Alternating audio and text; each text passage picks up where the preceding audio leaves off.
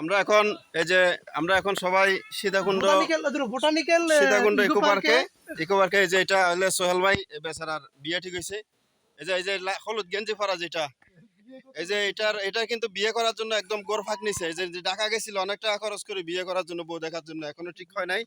এই যে আপনাদের আজকে দেখাবো।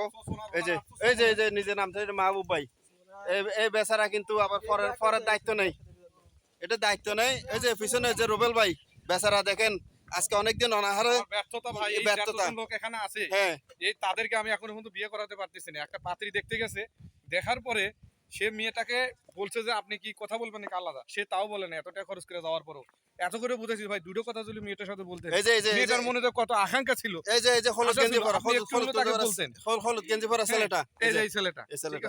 হ্যাঁ ঠিক আছে। এই যে সবাই একটু দোয়া করবেন, সবাই একটু দোয়া করবেন এর জন্য। এই যে যাতে এখান থেকে এই যে সীতাকুণ্ড যে সুপ্তধারা জন্না নামতেছি, সুপ্তধারা জন্না থেকে যাই যেন এই ছেলেটার এই যে হাই দেন এই যে এই ছেলেটার যাতে মানে বিয়েটা হয়।